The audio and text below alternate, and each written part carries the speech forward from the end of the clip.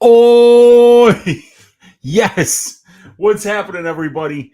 Had some technical difficulties over here today, just finally getting this show going a little bit late over here, but happy to see you guys hanging out with us. We are going to talk UFC Vegas 75, which is going to be headlined by Jared Cannonier versus Marvin Vettori. Pretty good 5-round main event fight here. 14 fights to break down on this card. We haven't lost any of them yet. So we've definitely got a lot of work to do here today to break down all these fights on Just the Tip with me, your host, Uncle Weezy, Tuesday night, 10 o'clock Central Time. We do this every week. We break down the card from nose to toes, from east to west, figure out all the angles, give you all the track bets, finish with Uncle Weezy's ass shaving of the week. And we had a good week last week. Last week we were up 4-point-something units tracked.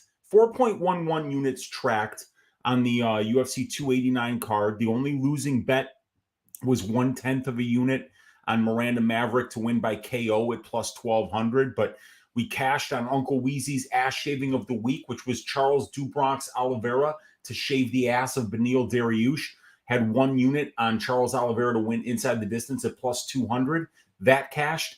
We had 1.15 units on the fight to start round 3 in the Kyle Nelson versus Blake Builder fight. That cashed for another unit. And then we had a 2-leg parlay where we cashed 1.21 units on Nunez to win at minus 320 and the fight to not start round 3 for Mallet versus Fugit at minus 200. That was a minus 103. Put 1.25 units on that, got back 1.21. So 4.11 units, an 89% return on investment for that week.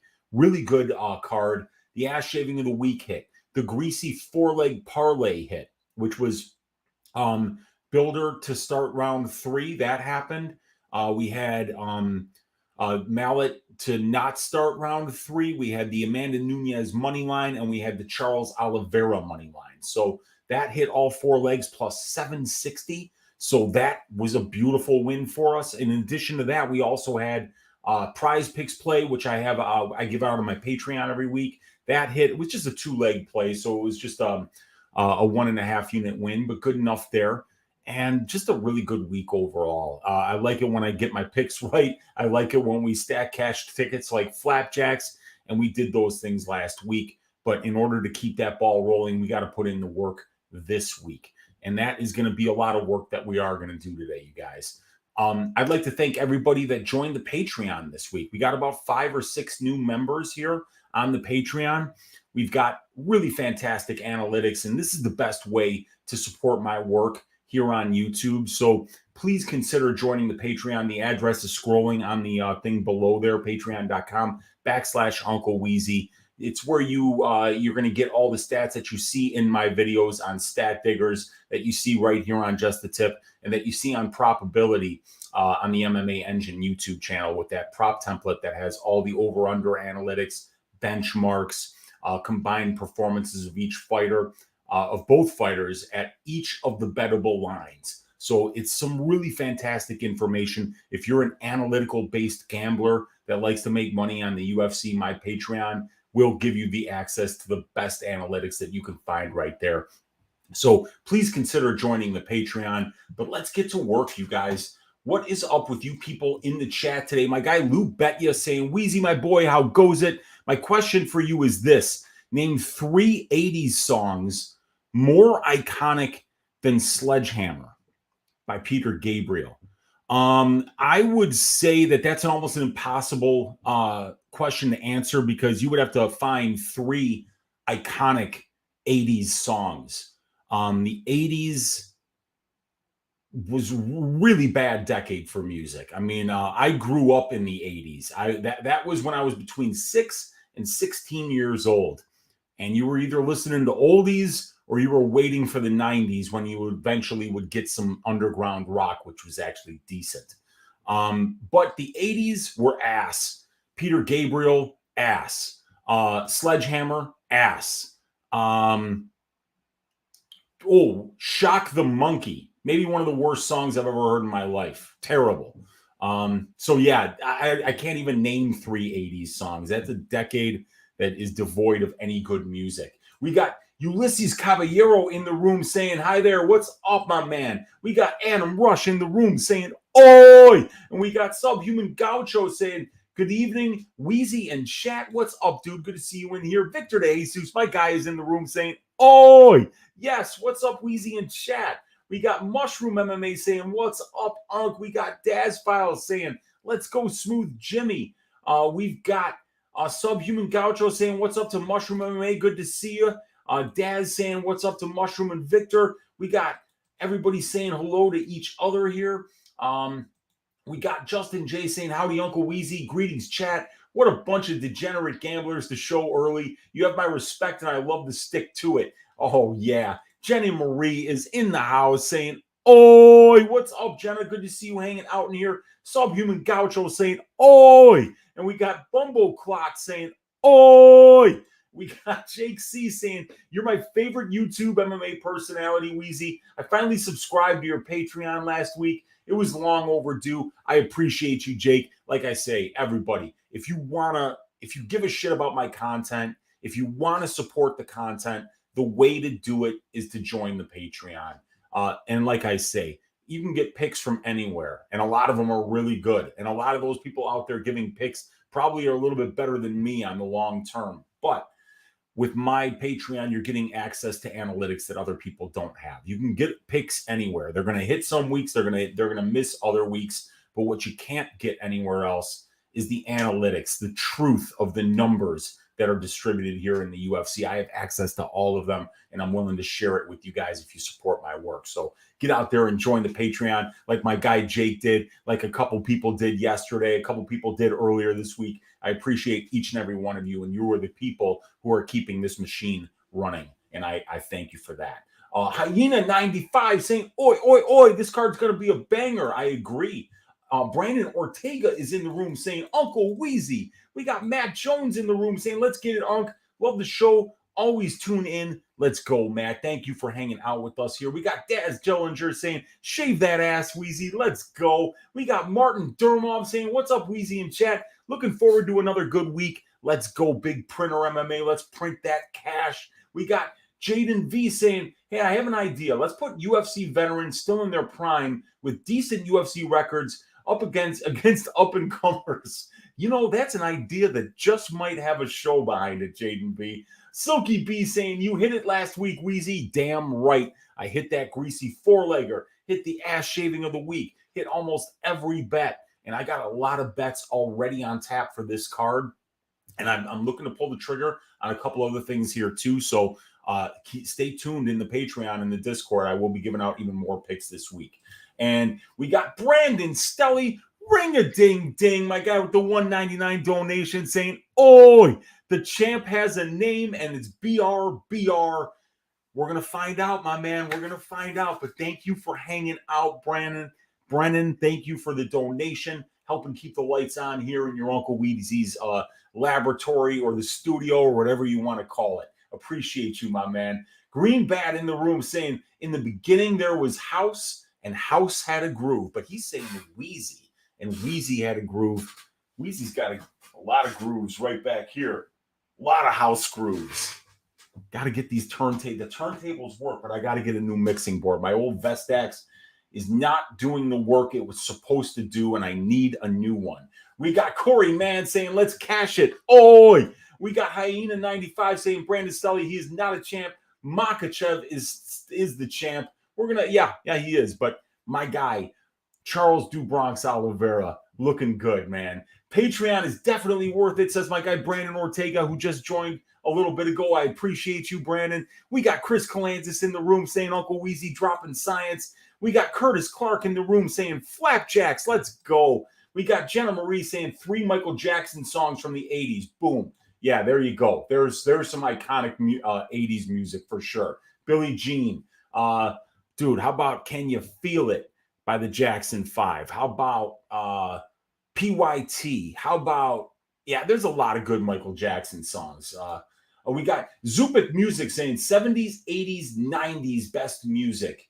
I like the 70s and I like the 90s, but the 80s for me, Not much. Terry Mizzo is in the room saying, hey, Weezy, is that a Techniques 1200 back there? Yeah. What you see like up next to the yellow there is a Techniques 1200.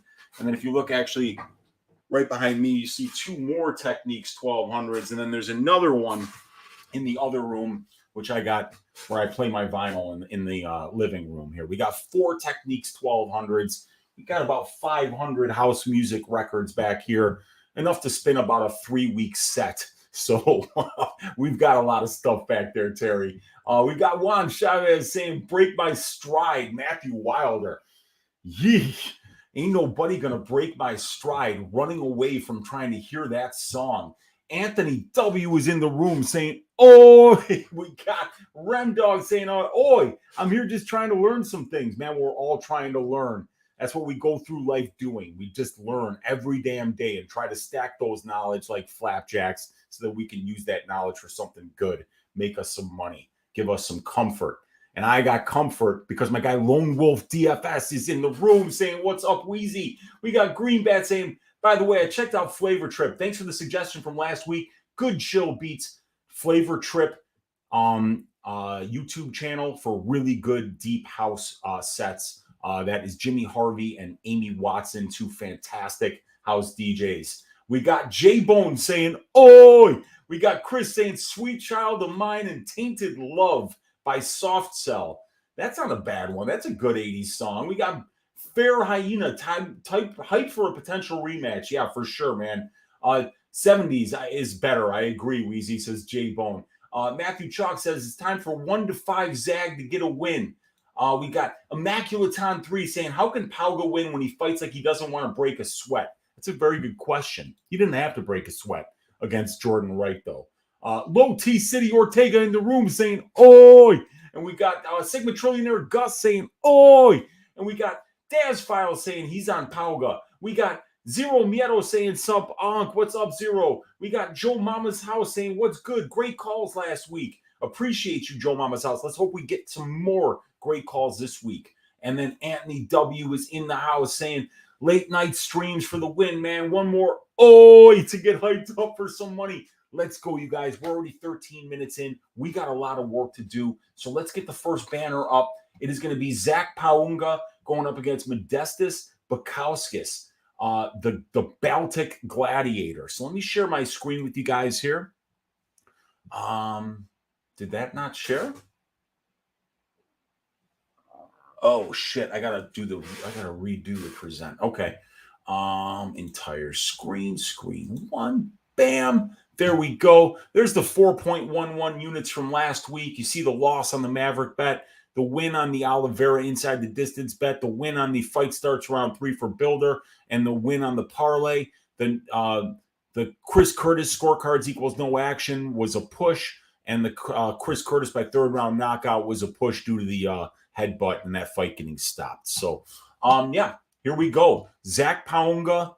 And by the way, these stats that you see here on the screen, everybody, available on your Uncle Weezy's Patreon for $10 a month. If you're looking at the colors here, what this basically is telling you, when something is color-coded in green, like you see here for Zach Pauga's total significant strike accuracy, 67.41, it means that it's above the divisional average. When something is like yellow here, it means it's right about average. Like, so the 51% striking defense for Modestas Bukauskas is like average. And these numbers that are color-coded here determine how much they're above or below the divisional average. So now you know that Zach Pauga lands 4.42 significant strikes per minute, but you also know that that's 0.77 above the light heavyweight divisional average, which is around 3.65.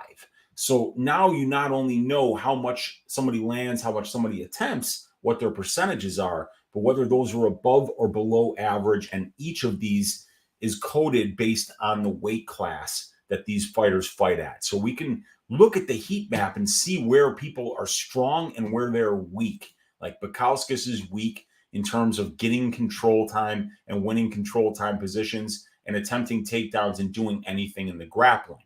While you see Pauga is actually really good at defending against the grappling here, as is Bukauskas. You see good accuracy here for Pauga. You see below average accuracy here for Bukauskas. So these sheets are going to give you not only the stats, but how they compare to the divisional averages. So let's start talking about the curtain jerker here and start first talking about Zach Pauga. He's a solid minute winner wherever the fight goes. At distance striking range thus far in the UFC, he's got a positive 2.14 distance striking differential. He's got a fantastic 57% distance striking accuracy, which we see right here. And he's also got a really good 73% distance striking defense. He's low volume, but he picks his shots well. He slows his opponents to his pace and is far more efficient in outpointing his opponents at range. Zach's minute-winning abilities are best illustrated with his pro record in decisions, which is 5 wins and 0 losses. We also saw Pauga win minutes in the clinch against Jordan Wright. Zach is out-controlling his opponents 42% to 1.2%, winning 97% of the control time positions that he's been in, despite the fact that he hasn't even completed a UFC takedown. So, he can win minutes kind of like wherever the fight goes. Now, if we're talking about Modestas, he's got nice measurables advantages in this spot. He's 6 years younger than Zach Pauga. Zach's 35 years old, and he's only been a professional fighter for less than 3 years. So prior to that, Zach was in the NFL playing running back and fullback. So obviously the guy's got an athletic background. He's an explosive athlete, but he did come to mixed martial arts pretty late. And let's see. So we've also got Modestas is going to be 1 inch taller. He's also going to have a 2-inch reach advantage in this spot. He's a switch stance fighter going up against an orthodox fighter, so that's an advantage for Modestas. He's also the more experienced fighter in this matchup. He's got 12 more professional fights, 70 more minutes in the pro cage, and over 5 more years as a pro. He also has the UFC experience advantage with 3 more fights and almost 25 more minutes in the UFC octagon. Modestas has been the more potent finisher overall as a pro, which is actually kind of surprising, but Zach just doesn't finish dudes. So Modestas does, though. He's finished 11 of his 14 wins inside the distance. He's got 9 knockouts and 2 submissions. And Modestas has faced a better level of competition at the UFC level for sure. Guys like Khalil Roundtree, Tyson Pedro, Mihail Oleksiejczuk, and Jimmy Crute are way better tests than Muhammad Usman and Jordan Wright. And Modestas has always shown solid conditioning. He's been scheduled for 5 rounds 3 different times in his career, while Pauga has never been scheduled for 5. And when you watch Modestas fight, he is the kind of guy who can go the full 15, the full 25, pace himself so that he can get there easily. And when he feels his opponent start to slow down is usually when you're going to see him start to pick it up a little bit. So in summary, Modestas has a lot of on-paper advantages. He's younger, he's taller, he's longer, he's more experienced, and he's fought the better brand of competition. His 5-round experience is compelling, as is his cardio. I think this fight is going to be a distance kickboxing match, and I think Bukauskas is a little more technical and powerful at this level, and Pauga's chin really worries me. I like the over 2.5 rounds here, but I don't think I'm going to pull the trigger on that as a tracked bet because of Pauga's chin. Plus the fact these guys have been finished in 5 of their 6 combined pro losses. So I'm going to pick this fight to go to decision. I'm going to pick Modestas Bukauskas to get this win. But, I mean, laying minus 195 on a low-volume striker that doesn't really wrestle in Modestas Bukauskas is a horrible idea, in my opinion. And I'd rather just instead kind of go for hang on a second. Let me log out and get the line up here for Pauga by decision because, he's just not a finisher. I think he's got 1 finish as a pro. And let's see here. We go to UFC, Vegas 75, down to the bottom. Zach and Modestas. And Zach Pauga by points is plus 300. I think that's actually a pretty good way to play this fight. I think it's going to be close. Modestas really doesn't blow anybody out of the water. He probably is going to be the better technical kickboxer here, but I could see Zach mixing in a takedown here and there, pushing him up against the cage, landing some dirty boxing, and just kind of not letting Modestas fight at distance, which is where he's going to want to fight. So, I mean, I see it as a close fight. I would recommend that you don't lay the juice here on Zach or on Modestas Bukauskas, but I am going to pick him to win this fight by decision. All right. Let's see what you guys are saying in the chat. Daz saying somebody talked me off Jared Cannonier. I think he outclasses Vettori. We're going to get to that one at the end of the night. Daz saying Science says you like music you heard from age 15 to 25. Makes pretty good sense to me. Daz File says Cannonier for the moments. Vettori points. Yup. Woo, says Fireside. What's up, man? Was thinking of laying down on Bukauskas last week. Now the line is steamed. Yeah, don't lay it on it here, man. My guy Addicted to Combat saying, good evening. Great card this week. What's up, dude? Good to see you in here. We got Joe Mama's house saying, drop a like. I agree with that.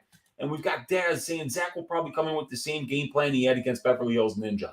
Clinch and cage control. Modestas uses a lot of lateral footwork. Yeah, he kind of moves backwards. He moves left and right. He doesn't let you back him up against the cage or cut him off. And he uses that length and that speed to kind of sit down on some combinations and outpoint his opponents. Zach might bring the type of game plan that makes it a lot more difficult for Modestas to do that. All right. The next fight that we're going to talk about is going to be Daniel Argueta, the fighting pride of Orland Park, Illinois, going up against Ronnie the Heat Lawrence here. Lawrence a -180 favorite. Argueta plus 155 on the comeback as the underdog. And the fight doesn't go to decision, plus money here at plus 160. So let's get these stats up on the screen. And let's get the notes up here. And let's first start talking about Daniel Argueta's advantages after I get a sip of my beverage here.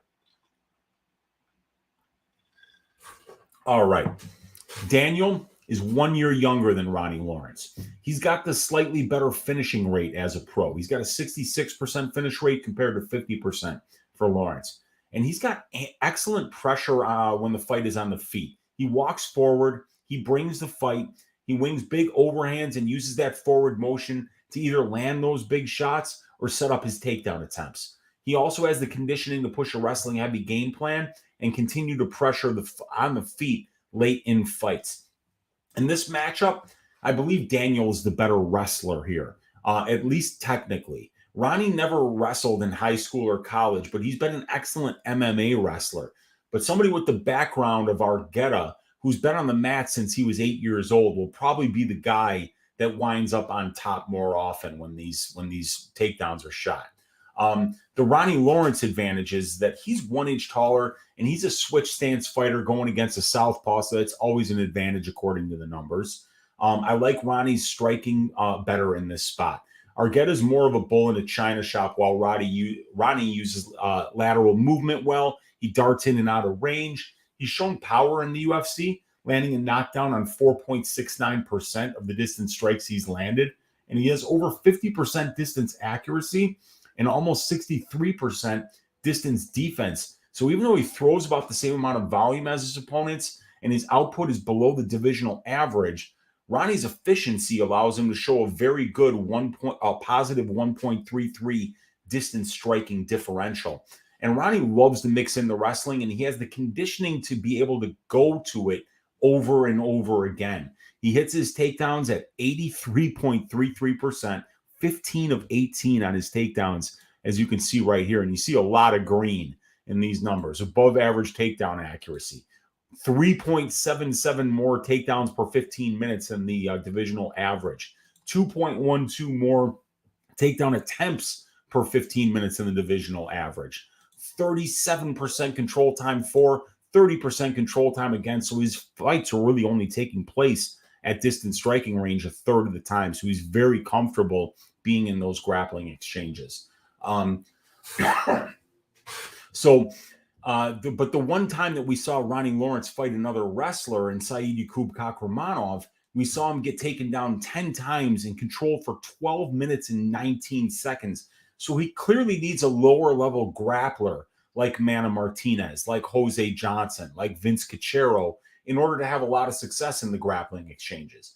I like Ronnie's UFC wins over Cachero and Martinez, better than Argueta's win over Aguirre. And I think that this is going to be a close fight, everyone. Both guys are good MMA wrestlers, and they both got really good gas tanks. The experience level, the size, and the level of competition faced are very similar. First, I want to see both of these guys on the scales. That will be very important for this fight. Ronnie has botched a couple of weight cuts, and he has really rough ones when he did make weight. And Argueta's last 2 fights have been at 145 pounds, and he's kind of bounced back and forth between bantamweight and featherweight, and he doesn't do well with the cut either. Also, Lawrence has had a really hard time making it to the cage. He's on an 11-month layoff here. He had a 3-year layoff after his loss to Steve Garcia back in 2016, and he had a year-long layoff after the Cachero win where he botched a weight cut less than 5 months after he beat Vince. Argueta has been more active and healthy. I think he might be the better wrestler here, and his pressure looks good to the judges. So I think the value is on Dan Argueta here. I'm going to pick Daniel the Determined Argueta to win by a close, greasy decision in this fight, and it's because I think that he's going to be the one that dictates when and where this fight goes to the ground with his superior wrestling background. So if we go here, Ronnie the Heat Lawrence going up against Daniel the Determined Argueta, and I'm going to pick Daniel Argueta to win this one by decision. So we got the first 2 fights here going to decision. And the next fight that we are going to talk about is going to be Tereza Bleda going up against Gabriella Fernandes. Bleda minus 240, Fernandes plus 205, and the fight doesn't go to decision, sitting at plus 120 right now. So let's get these stats up here. Bleda Fernandes, and I'll get my notes up here. Hang on just a sec. We got Bob Spikerman's in the room. We got TNT in the room saying, "Oi, Daz Files never liked Ronnie," saying, "What's up to Pat?" We got MMA Jesus in the room. What's up, dude? Good to see you in here, Dev. I hope you got on Connor Burke's show today with that big win that you had over the weekend, man. Congratulations to you for that. We got Mo Betts MMA saying Lawrence by decision. Daz Files saying, "Who you on first fight, Dev?" Jester saying, "What a be, Weezy. Appreciate you, brother. Thank you for hanging out, Jester." Got 2 units on Argueta. Let's go, says Daz Files. Nice. And Joe Mama saying Bleda is so sketchy with her level of competition. I don't agree with that. Tereza Bleda fought some really good competition on the regional scene. And then she fought Natalia Silva when she got here. That's who she made. Yes, MMA Jesus did get on the MMA Hour. Congratulations, man. That is such a huge accomplishment. Something I've never done personally, so I'm hoping to do it sometime soon. But congratulations to you, Dev, for taking care of that. And Victor De Jesus saying, "Hey, Weezy, what you sipping on today?" This is like it's like a passion fruit juice with some tequila in there. Because it's time to talk fights, you know? So we've got Bleda against Fernandes here. So let's first start talking about Tereza Bleda. She's got fantastic measurables advantages in this spot. She's 8 years younger. She's 3 inches taller, and she has a 3.5-inch reach advantage. She's still only 21 years old, and she turned pro at the age of 18. And prior to that, she had a 9-0 amateur career over an almost 3-year stretch. So she was winning amateur MMA fights when she was only 15 years old. Tereza's is the better minute and moment winner in the grappling exchanges. And pretty much all of her fights take place in control time positions due to Tereza's relentless pressure, wrestling, top control, ground and pound, and submission attempts. Between her Dana White Contender Series fight and her UFC debut, over 20 minutes of the 26 plus minutes that she was in the octagon were spent in control time positions, and Tereza won over 80% of those positions. And when you watch her regional scene footage, it's the same story. Tereza is going to wrestle and grapple, and it's going to be up to Gabby to see if she can stop it. In Gabby's debut, she gave up over 75% control time on 4 of 8 takedown attempts to Jasmine Jazz the Vicious. So we know that Gabby has already fallen prey to a grappling-heavy game plan thus far in the UFC. And Tereza has fought the better brand of competition. Fernandes, toughest regional scene competition, were girls that Tereza Bleda also beat. Bleda drew Natalia Silva in her UFC debut, and for Gabby, it was Jasmine Jazz Davicius, who Natalia Silva actually easily beat. On the regional scene, Bleda was in there against Lucy Pudilova, Magdalena Soromova in a couple of special rules fights. So she's fought the higher level of competition. The Gabriella Fernandes advantages, she's the southpaw in this southpaw versus orthodox matchup. She's more experienced as a pro. She's got 3 more pro fights, 65 more minutes in the pro cage, and 2.5 more years as a pro fighter. Gabby is the far superior striker. She is a boxing coach at home. She's long, technical, and great rear leg, body, and head kicks. On the feet, she's as good as anyone if she can keep it there, but that has been her problem. She has a hard time keeping fights on the feet where she does her best work. If she can stop Teresa's takedowns and keep this in the center of the octagon, she's going to be the way better striker. But this is your classic striker versus grappler matchup. I want to see Bleda on the scales. She is a huge flyweight who has already had problems with the scales, and that isn't going to get easier for her as she gets older. She's only 21, so I do expect her to move up to bantamweight sooner rather than later. I love Gabby's striking, but it takes her a while to find her range and create the openings she wants. And that won't work against Bleda because Bleda isn't going to give her time to figure out her reads on the feet. She's going to wrestle early and often, and I don't see Gabby being able to do anything to stop it. I bet the under 2.5 rounds. For some reason, it opened up at plus 200 on Bet Online because I believe wherever this fight goes, one of these two ladies will be very dangerous, and there will be a skill gap, whether it's at distance or on the mat.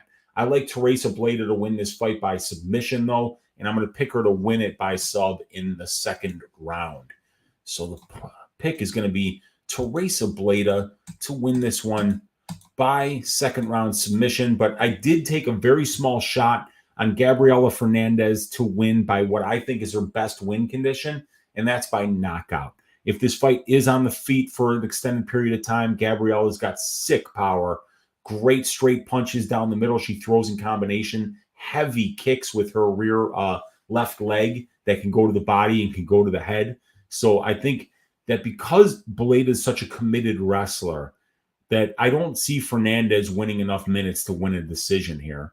I've seen Bleda put in some really deep submission attempts by much better grapplers than Gabriella Fernandes. So I don't see Fernandes subbing Tereza Bleda. I kind of feel like her only path to victory here is that puncher's chance, that knockout possibility, a liver shot, a head kick, just a good 1-2 down the middle that lands on the chin. And I got her at plus 1,400 by KO for 1/10 of a unit on Bet Online Sportsbook. So yeah, Bleda by submission in the second round is the pick for that fight. We got Backstabber saying the overs in the Lawrence and Dalby fight. Danes don't get finished. 3 units at plus 120. I agree with you, man. And yes, Danes don't get finished. They are tough as nails. Gabriella is the stiffest fighter I have ever seen. She looks good on the feet, but Daz Files cashed on JJ. Nice work. I didn't get the bet on JJ. I picked Maverick to win. I had 1/10 of a unit on Maverick to win by KO, but I wanted to pull the trigger on Jazz by decision all week. I just didn't get to it. MMA hedge funds in the room saying Bleda will slice through her on the ground and get the finish. Crazy thing is the under 2.5 was plus 200. Slammed that. So did I. Fernandes wins. It's a finish also. Yeah, agree. I mean, if Fernandes wins this fight, it's going to be a knockout. How's Fernandez's get-up game? It's not great, Vic. It's not great. We even saw in the regional scene her getting taken down. She will get back up eventually, but against somebody like Bleda, you need to be a lot more active. You're going to need to get up 4, 5, 6 times. So as the fight goes on, she has a harder time getting back up. And Daz saying Fernandes has 0 get-up game, and she showed 0 get-up game against Jasmine Jazz Davicius. But Jasmine is a very good control time grappler.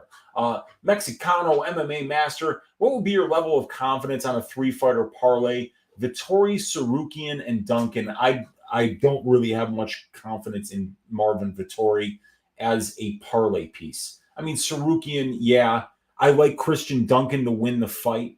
I think he's a lot more dangerous. I think Vittori's a better minute winner. But if I were you, instead of betting Vettori at minus 110, I'd just bet the over 1 point or the over 4.5 rounds at minus 150. I think that's a lot more likely to happen. All right, so let's go to this next fight, which is going to be Zhalgas Zhumagulov at minus 170, going up against Felipe Bunes at plus 145. Fight doesn't go to decision at plus 145 for this fight. So let me get the notes up here, and let's first start talking about Zhalgas. Zhalgas is going to have the experience advantage. He's got 3 more professional fights, 135 more minutes in the pro cage. ZZ also has the UFC experience advantage as he's got 6 more UFC fights, 66 more minutes in the octagon as Bunes will be making his UFC debut on Saturday. Zhalgas should be the better striker in this matchup. He throws with power at all times, and he's been in there with much better strikers than Bunes, and he's looked good in those spots. Zhalgas' fights have taken place at distance striking range 80% of the time, and that's 66 minutes in the octagon. So I would say about 52, 53 of his minutes out of 66 have been spent at distance striking range. So he's fighting the kind of fight he needs to fight in this stylistic matchup, which is keeping it on the feet. Zhalgas has fought and beaten the better brand of competition in his pro career, and with 6 UFC fights, he's obviously faced the far stronger strength of schedule in comparison to Bunes. Now, Bunes is 1 year younger. He's 3 inches taller, and he's got a 5-inch reach advantage. He's got 6 fewer wives, which is statistically significant. One woman bitching at you is enough, ladies and gentlemen. So the fact that he's got 6 fewer wives means he's going to be getting more sleep at night. He's going to have less shit on his mind. He'll probably be a little bit more ready to kind of jump into action once the fight gets started. And Felipe is going to be the better submission grappler in this spot. He's extremely opportunistic with his submission game. He chains them together, and he's definitely a submission over position type of grappler. 8 of 13 wins for Bunes come by way of submission, and he strikes in a way where he doesn't care if he gets taken down, so he could be more reckless on the feet, more explosive, more aggressive as a result of that. So Bunes is a dangerous fighter. He throws with reckless abandon on the feet because he doesn't care if you take him down. He has a very dangerous and opportunistic submission game, but he will play Brazilian Jiu-Jitsu off his back and willingly lose minutes there while he tries to set up those subs and sweeps and back takes. On the feet, Zhalgas should be better, but he's shorter, he's older, he's at a reach disadvantage of 5 inches. So you never know how those exchanges will go. Plus, the judges despise Zhalgas. So if this does go to decision, I wouldn't feel good about laying juice on the Zhalgas Zhumagulov money line. I think I'll pick ZZ to win by decision with very little confidence. This should be a close fight. I'm interested to see how ZZ deals with the aggressive submission attack of Felipe Bunes, but I think he'll get through it. I think he'll win a few more minutes than Bunes does and wind up winning this fight by decision. There we go. Okay. So, Zhalgas minus 170, Felipe plus 145. I think that line is exactly where it should be. Let's see what you guys are saying. He needs a win to support his wives. Yes. Joe Mama's House sent Cade Johnson into the room. Cade, welcome. Thank you for coming and talking fights with us here. And let's make some money this week. We got Daz saying Costa, Barcelos, Arman. I like that. I've smashed it, says Daz. That's the safest parlay in my opinion. I'd rather parlay some unders, but still waiting for props to drop. Yeah, that's going to take a minute for these props to drop. A lot of these books are behind for some reason. All right. So the next one that we're going to talk about is Carlos Hernandez at plus 110 going up against Dennis Bondar and minus 130. The fight doesn't go to decision. Plus money here at plus 135. Let me get these stats up here on the screen for you guys and get my notes ready and get a sip of this beverage. So let's start talking about Carlos Hernandez. He's 1.5 years younger, and he's 2 inches taller than Dennis. He's got a slight UFC experience advantage. He's got 1 more fight, 15 more minutes in the octagon. He also has a Dana White Contender Series fight, an LFA fight, and a Titan FC fight. So he's fighting in much higher level promotions than Dennis, who's fighting in parking lots and as the opening act for Dinner Theater. I like Hernandez's boxing much better than Bondar's. He moves his head and feet well. He throws in combination. He pressures forward. He's got solid volume at distance. His jump knees are nice, and he trains at a really good camp for strikers, Valley Flow Striking, Chicago, Illinois, stand up. Hernandez has faced a much better level of competition, and it's not even close. And Hernandez has good conditioning, which is a must for this division. And Bondar has only been to the decision 1 time in 17 professional fights, and it was a loss. So I feel as if Hernandez should be the better minute winner, as this fight definitely goes into the later rounds. If it gets into those later rounds, we just haven't seen Dennis have really any success later on in fights, as he tends to finish them early. But Dennis Bondar has some advantages too. He's going to have a 2-inch reach advantage here. He's got a 100% finish rate in his 14 pro wins, 10 submissions, 4 knockouts, and he's very aggressive. He's a killer-be-killed fighter, and he can be difficult to deal with early in fights, but he does slow down later in fights. So, I mean, it's virtually impossible for me to cap this fight properly due to the overwhelming fraud vibes I'm getting out of Dennis Bondar. He's pulled out of 4 of his last 5 fights. The only time he fought a real fighter, he got armbarred and finished in the first round by Malcolm Gordon. Now, people are saying he hurt his arm posting. His arm was already injured from the arm bar. And then when he went to go post on that already injured arm, that's when we saw the elbow just dislocate. But elbows don't dislocate when you're trying to hold yourself up. They dislocate when it was already injured prior to that. So, this guy, even the guys that he's lost to are bums. So the fact that he went in there in his UFC debut and got finished by a guy that's very, very, very low level UFC, this guy Bondar is going to have to prove it to me by winning a couple of fights at this level before I see him as anything but a complete fraud who's fought nothing but tomato cans. Complete losers. These guys that you look at, I mean, I just have to show you guys. We'll get another Tapology page up here.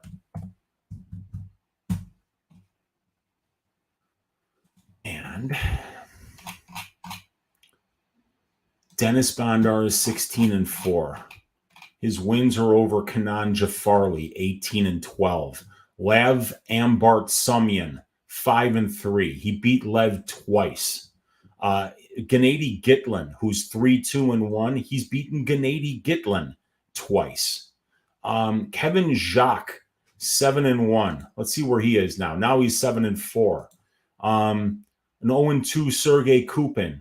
A 4-3 Igor Goncharov. A 12-10 Ivan Andrushenko. He's lost to Alexander Lunga and Jifa Chang. And he's lost to Lunga twice. So I mean, like, he fought one decent fighter and he's lost to him twice. This guy's beaten nobody. So I mean, it's hard to know how Dennis Bondar is going to look against somebody that's not a complete bum. And the one guy that he did fight that wasn't a complete bum, Malcolm Gordon, finished him in the first round. And we've only got less than a minute of tape, on Dennis Bondar fighting someone that isn't a complete bum. And he got his ass shaved in that spot.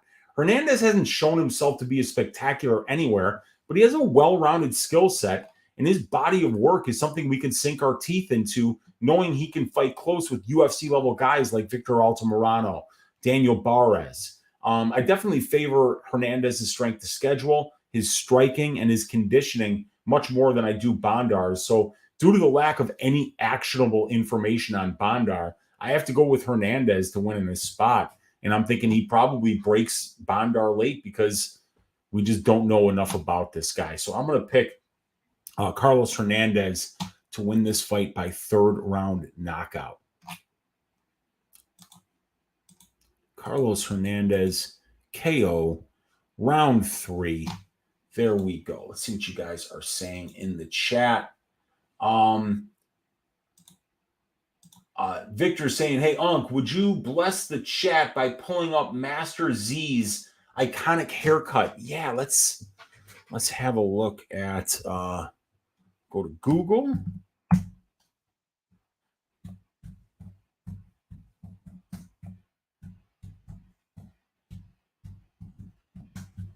Haircut.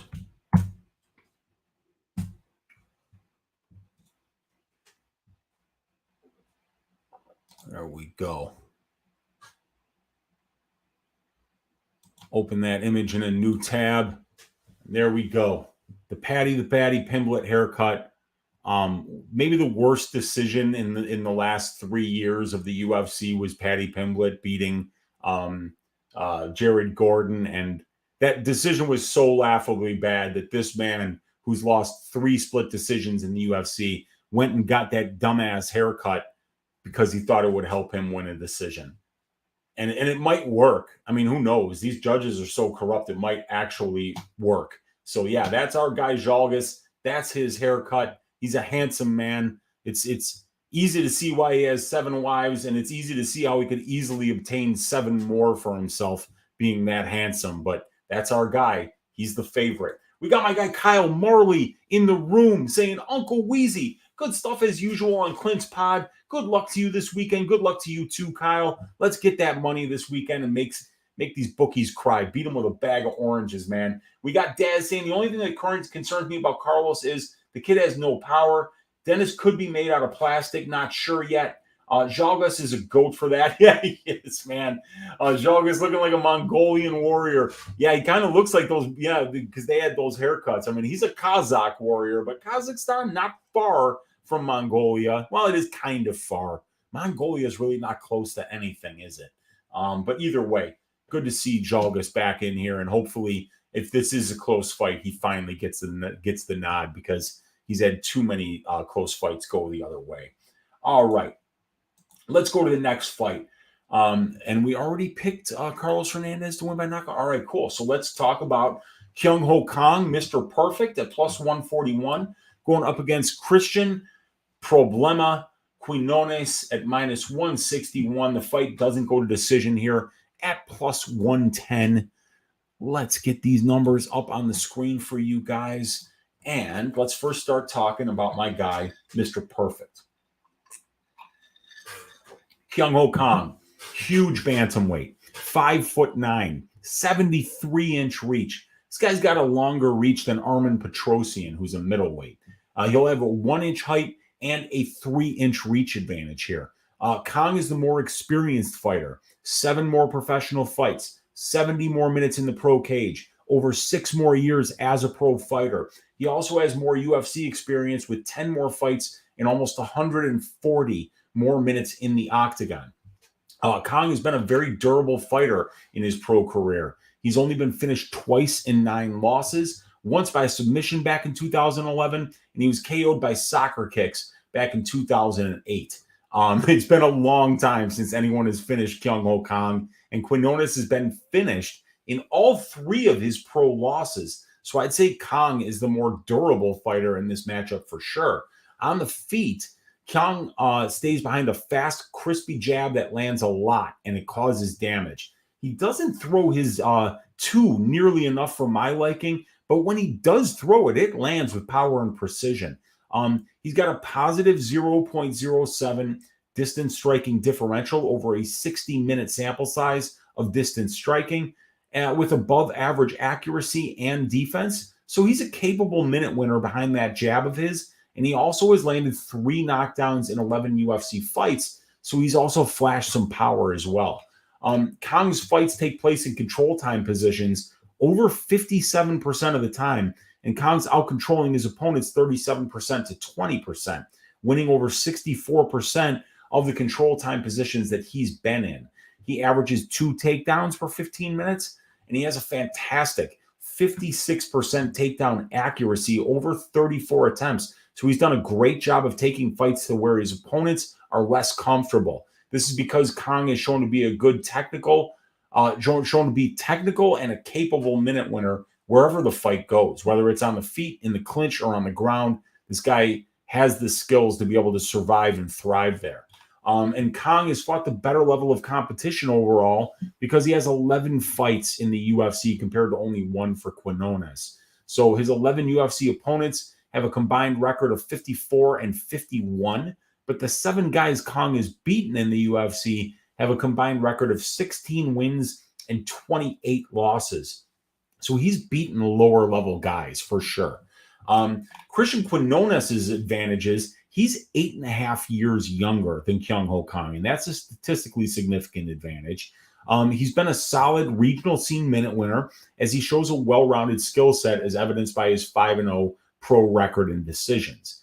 Cristian uses his length well for a young fighter. He's a big bantamweight like Kang, but he will be at a 3-inch reach disadvantage in this spot. That being said, the way Cristian maintained distance in the Taha fight was very encouraging. And like Kang, Quinonez stays behind a long, fast, and crispy jab that he uses to set up his power punches. And those power punches, he sets them up better than Kang does because Kang tends to just throw the jab. Just stay behind the jab. It's fast, it lands, it's accurate, but he doesn't follow up and put anything behind the jab. Quinonez always has something behind the jab. So I think that because of that, while this thing is on the feet, both of these guys have a great weapon in the jab, but it's going to be the punches that come after the jab that from Quinonez, I think that make the difference here on the feet. And I think Quinonez is the more powerful striker. He's got 10 career wins by knockout. That's 56% of his 18 wins, compared to only 2 for Kang. So that's an 11% knockout rate for Ho-Kang. This dude hits hard. And from what I've seen on tape, he will be the more dangerous striker when this fight is at range. And Cristian can wrestle and grapple. He's definitely shown the ability to win minutes with his wrestling on the regional scene. However, Kang is a tricky grappler. He's got 11 wins by submission and only 1 loss by submission. So I think Quinonez would be smart to keep this fight standing unless he shoots takedowns at the end of rounds to try to score points. So in summary, this is the cagey, well-rounded veteran versus the young, up-and-coming, hungry fighter. The fighting pride of Zacatecas, Mexico, and the younger brother of Jose Teco Quinonez is a very dangerous and well-rounded and, in my opinion, well-tested fighter who looks like he's making massive improvements between fights. Training out of Entrim Gym, he's getting some good looks, and I think he's got a very bright future. This is going to be an excellent test to see where Cristian is at because Ho-Kang has 11 UFC fights. He's more experienced. He's taller. He's longer. He's the more opportunistic submission grappler, and he has solid stand-up, and he's fought the better level of competition. I don't like laying juice in these types of situations, so I'm staying away from the money line on Quinonez, but I do think he wins this fight by having the bigger moments, landing the bigger shots, and keeping Kang off of his back. So I'm going to pick Cristian Quinonez to win this fight by decision. And Mr. Perfect there. Problema here. We're picking Problema. And we are picking him to win it by decision. Zacatecas, Mexico. Stand up.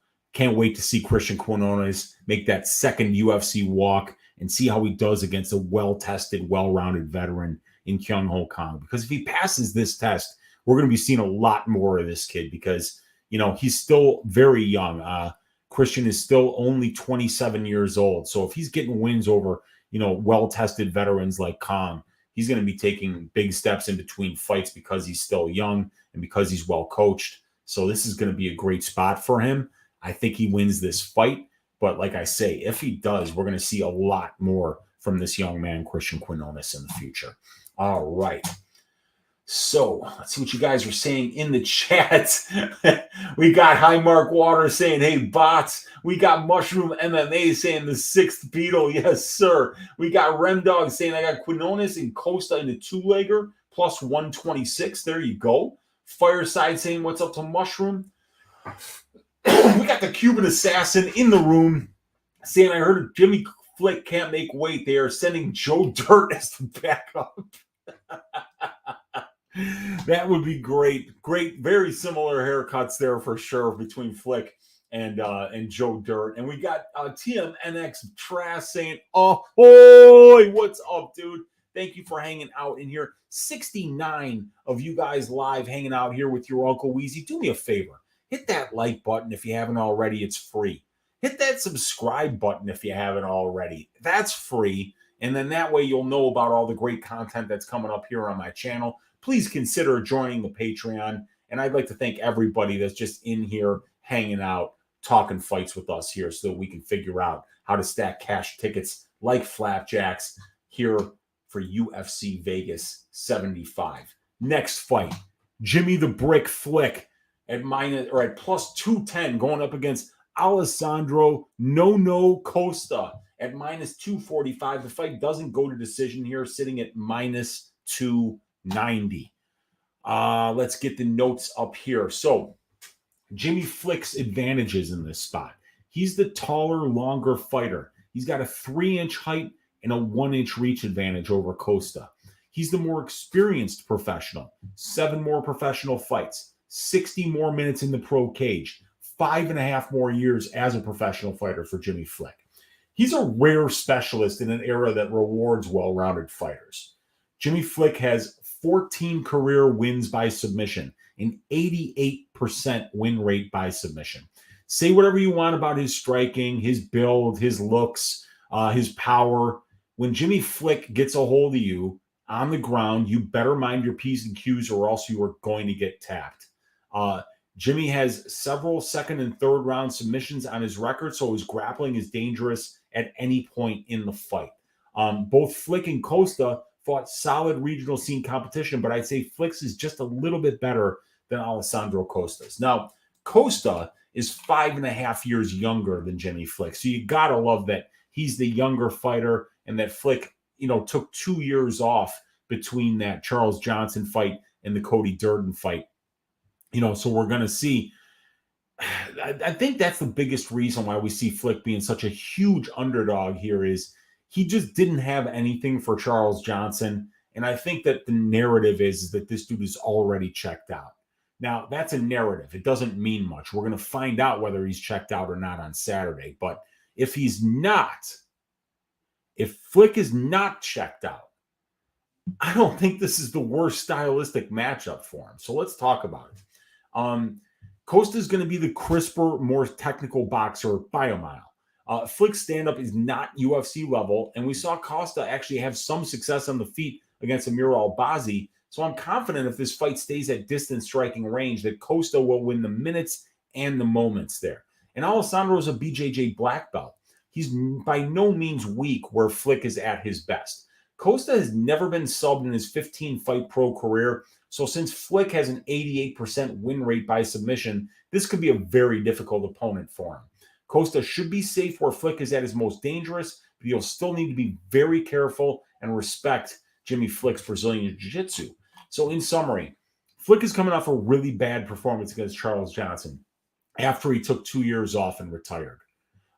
He never found his way into the fight. He got 2 takedowns in that fight, but was immediately reversed and put on his back both times.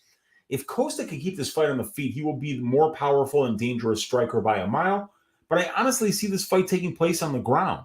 Costa is a BJJ black belt, and we already know how aggressive and dangerous Flick is with his submissions. I did not like what I saw from Costa off his back in the Albazi fight. I do think that Flick will be the better wrestler here. So I see this fight being closer than the money line indicates it's going to be. I'm worried we might see the version of Jimmy Flick that we saw against Charles Johnson here. And if that happens, Costa's going to run through him, of course, right?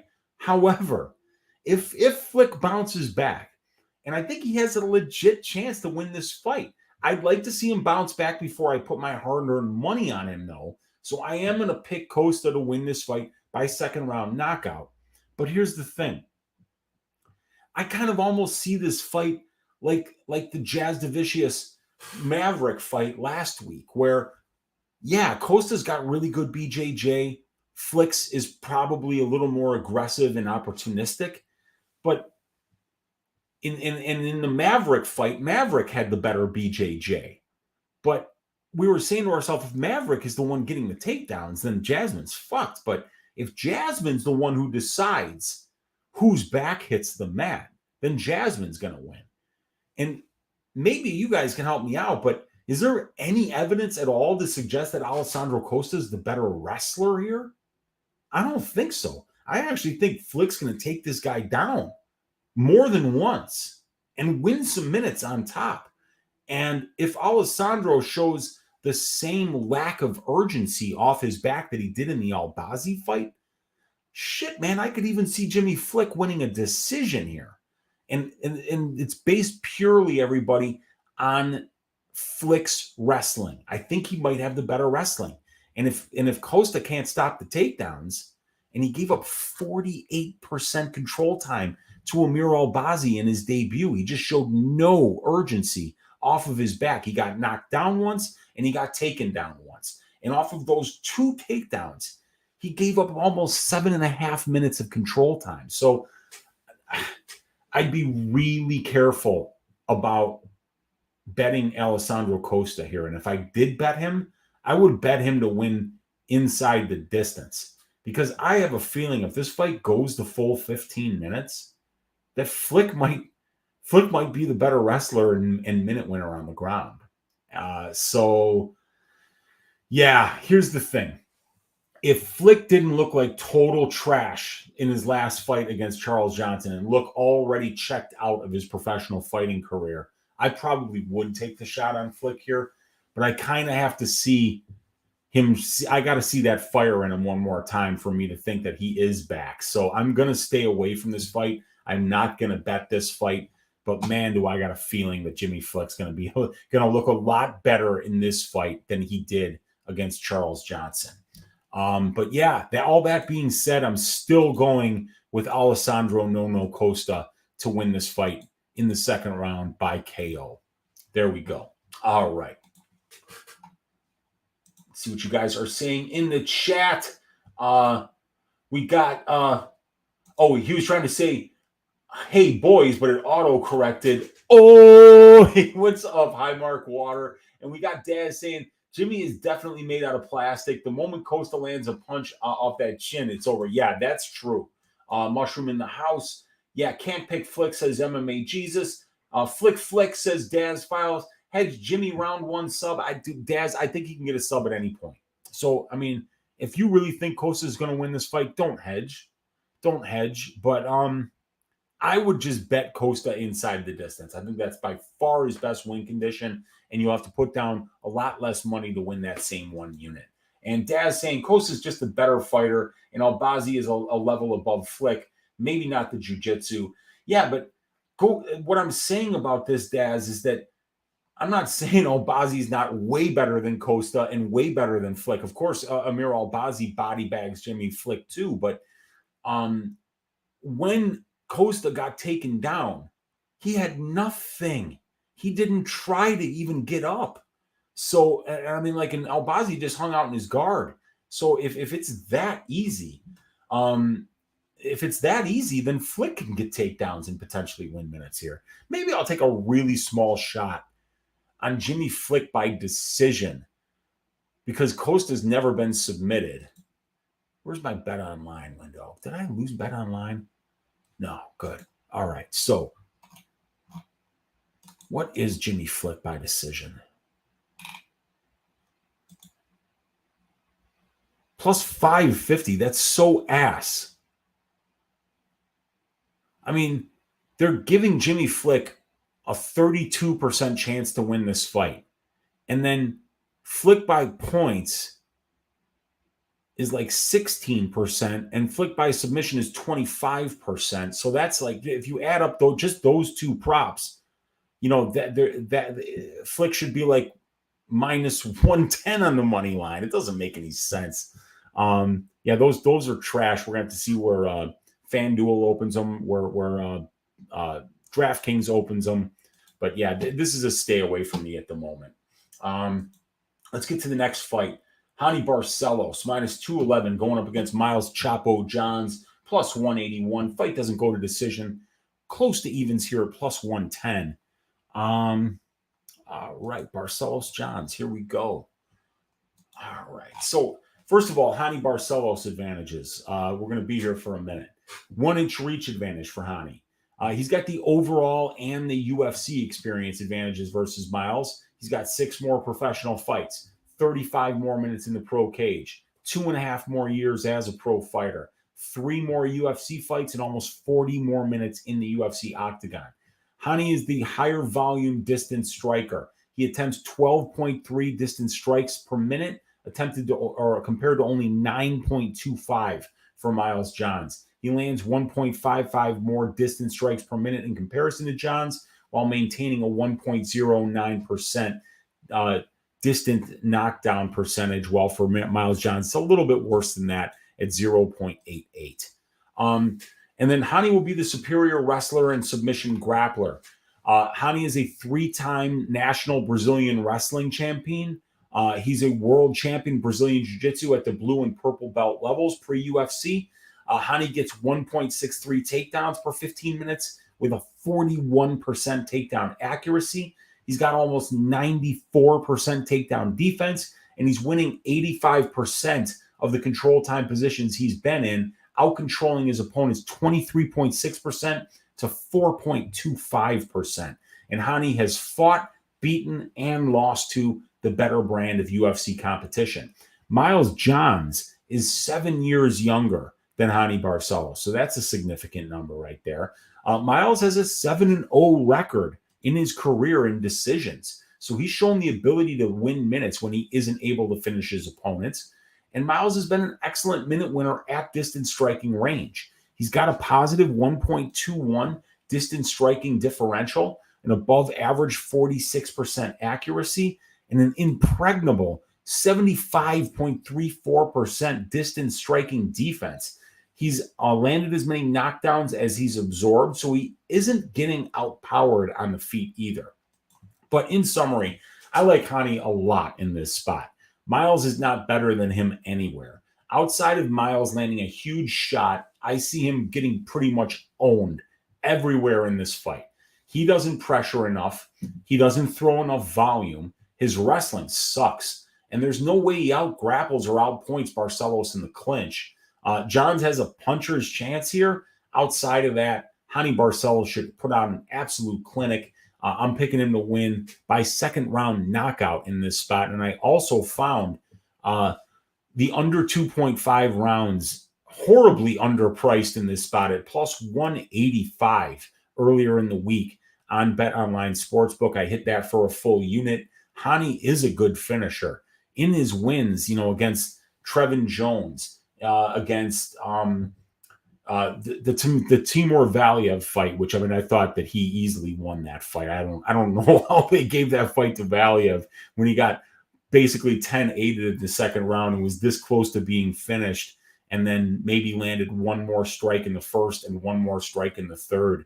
It was a bizarre decision, but even in fights that Barcelos is winning by decision, he's almost finishing his opponent. So I like Barcelos to finish this fight. I think he's going to knock him out in the second round. And Miles Johns, we can see here, has been finished in both of his pro losses, once by submission and once by knockout. He got arm triangled by John Castaneda the last time that he was finished. And before that, it was a jump knee at the hands of Mario Batista that knocked him out. So, yeah, Barcelos, second round knockout is going to be the pick here.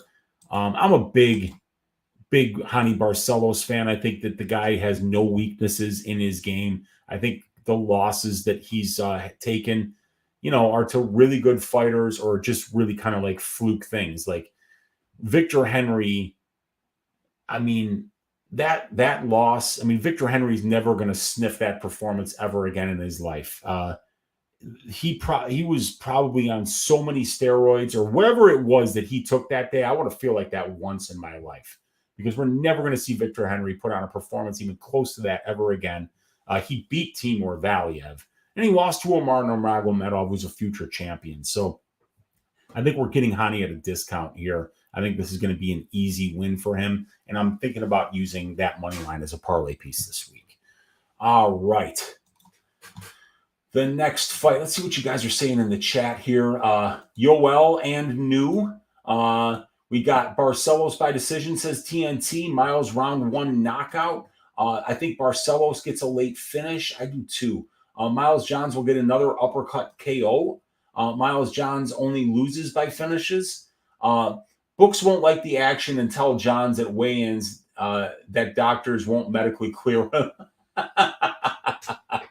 That could be, man. Miles' striking is terrible. Yeah, I mean, Miles throws with power, but he's very low volume, so he kind of just wings shots. And when Castaneda was pressuring him, he broke. He absolutely broke. Does Ronnie's age concern me? Not really, because he doesn't have a lot of mileage on the tires. The chin, so the supposed chin concerns, they don't bother me either. That's Umar Nurmagomedov, not Miles Johns. He can even wrestle. Yeah, fucking Hani Barcelos is a 10 times better wrestler than Johns. Johns' wrestling sucks. Look at Johns' wrestling in the UFC. He's 2 of 22 on his takedowns for less than 10%. He's making Mackenzie Dern go out there and look like Karelev. I mean, it's pretty funny, actually. Dad's saying Hani's age is no concern. It's not of concern to me. He's not washed, no. Barcelos winning over 1.5 rounds. Barcelos round 3 or decision, like both of those. TNT knows, yes, sir. Barcelos ass shaving of the week, says Victor de Jesus. We're going to find out shortly, everybody. All right, let's get that next one up here. It is going to be Danish Dynamite.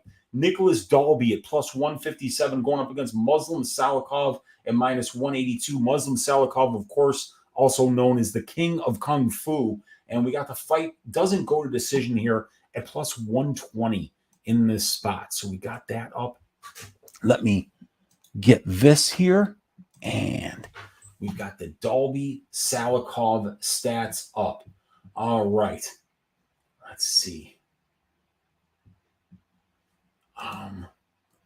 Nicolas Dalby's advantages. Number one, he's Danish, and that's a huge advantage. And he's also got a 4-inch reach advantage, which is also useful. Not as useful as being Danish, but it's useful.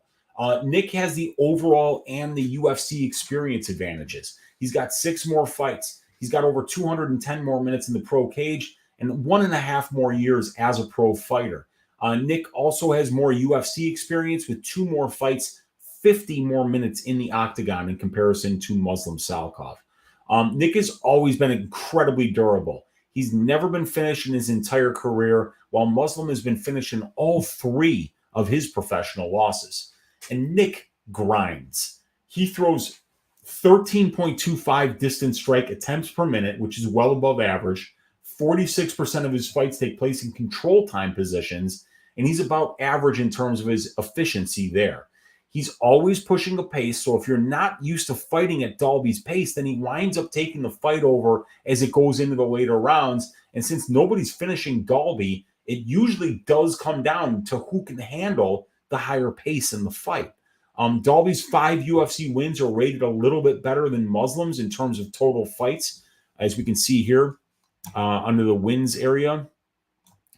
Total fights 13 for Nicolas Dalby, while it's 10.67 for Salikhov. And the wins are a 1.71 win-to-loss ratio for Dalby, while it's a 1.46 for Salikhov. So Dalby's beating the slightly better guys at the UFC level. So I like the strength of schedule for him. Now, for Muslim Salikhov, he is the king of Kung Fu. He's got a traditional martial arts stance. He's low volume. He's a point fighter, and he's very explosive, accurate, and precise. He has 3 UFC wins by knockout, and he's a fantastic minute and moment winner at distance striking range. He's got a positive 0.72 distance striking differential, and a 1.3 distance striking ratio.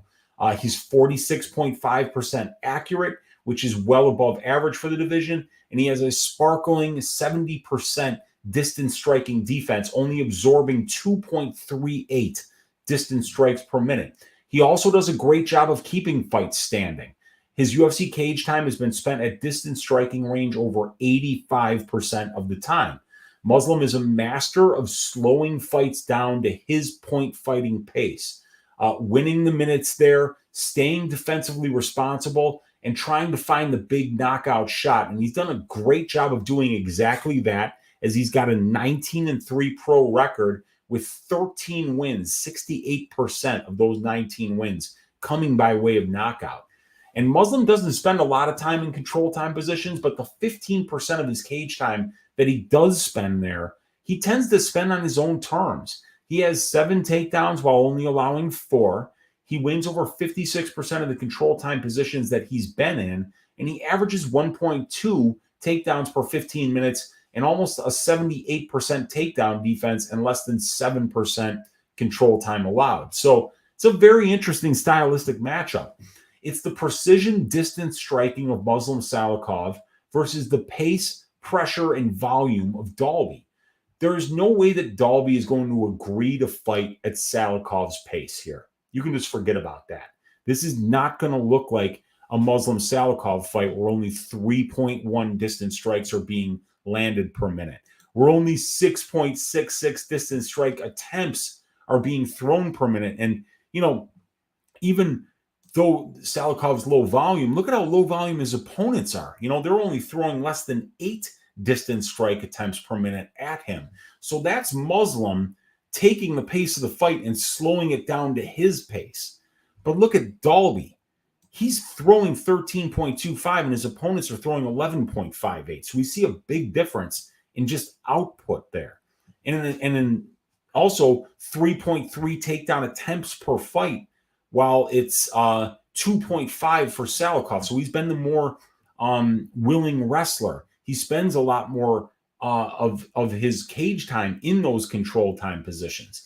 And, and Salikhov is not a guy that's pushes this crazy pace or has this fantastic conditioning. So the pace of this fight is going to be huge. And if I'm right about Dalby being the one that controls the pace of this fight, frankly, I think he wins it. If he accomplishes that, fighting at this higher pace, I see this fight playing out very close early with Dalby taking over down the stretch. You can always count on the durability of a Dane, and I think Dalby's pressure and volume and brawling style in the clinch wear down Muslim, allowing Dalby to grind out a decision victory here. Denmark, stand up. Your native son, Nicolas Dalby, is looking to make it 4 out of his last 5 on Saturday. And if he pushes a pace, if he drowns Salikhov in volume, if he gets him moving backwards, if he gets him in the clinch and lands dirty boxing, gets a takedown or 2, and puts that pace on for the full 3 rounds, I think he's winning this fight. And I'm picking him to win this fight. And you guys can't stop me. So there we go. Danish Dynamite, Nicolas Dalby by decision. And I also like the fight goes to decision for this fight. While Salikhov is not a durable guy at all, Nicolas Dalby's not a finisher. And Salikhov's a good finisher, but nobody finishes Dalby. So I think that this is the stylistic read of this fight is that it does go to decision. And I might potentially making a bet there. But yeah, Nicolas Dalby to win by decision is the pick. Let's see what you guys are saying here. We've got Daz saying better striker versus a guy who throws more strikes. Yes, that sums it up perfectly. Fight goes the distance as TNT. TNT, this heel kick could land. Yeah, dude, that's those spinning heel kicks that Muslim throws. When he spins, he's so fast. He's so precise. He doesn't look like he'd be a fast dude, but the technique with which he throws those traditional martial arts attacks is just perfect, and he's surprisingly fast. Thinking Dalby clinches him against the cage all fight. Yeah, I could definitely see that. I'm also biased because Dalby and I shared a bunch of massages or a bunch of messages after he was released from the UFC. Dude was super depressed and suicidal. Yeah, these guys, this is a very difficult way to make a living, So these guys have got mental health issues, a lot of them, and some of them just don't even address them at all, and then it becomes too much for them. So I've heard Dalby talk about those struggles that he's had. My guy MMA Jesus is on Muslim Salikhov here. Fireside saying, have a good read on his style, though. Now he's back in the UFC, married, has a kid, doing really well. Corey Mann saying, do I like Dalby plus 3.5 at minus 155? Even if he loses a decision, he's got to win a round. Yeah, Dalby very rarely gets nobody really styles on Nick Dalby. The loss to Means was 29-28.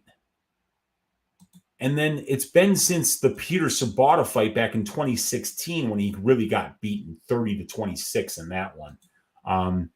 Zach Cummings beat him 30-27. So he got styled on by those guys, but he came back against Darren Till, had a massive third round where he landed 61 significant strikes to only 9 for Till, wound up getting a draw in that fight.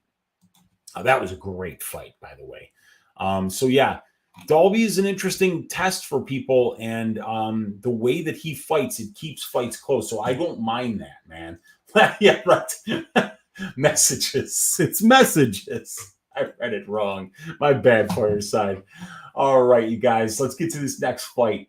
It is going to be Loco Torres at minus 180 going up against Nick Mata plus 155. Fight doesn't go to decision. Juice to the tits up here at minus 325. This is going to be a really fun fight as long as it lasts. Let's first start talking about Nick Mata.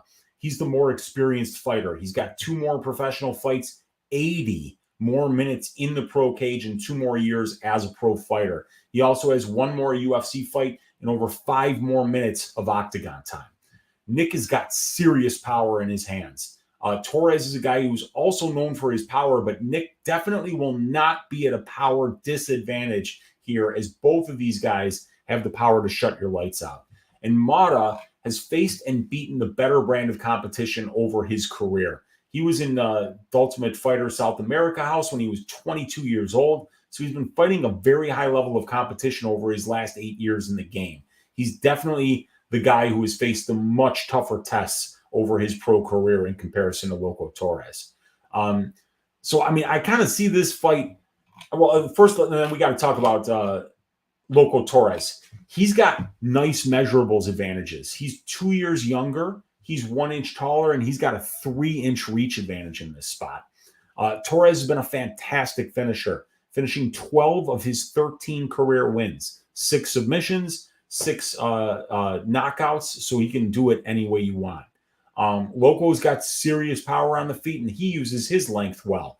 Not enough of a sample size to really analyze his UFC stats, but it's plain to see that he's a menace on the feet. He throws with power. He's hard to close the distance on, and there's power in both hands and both legs.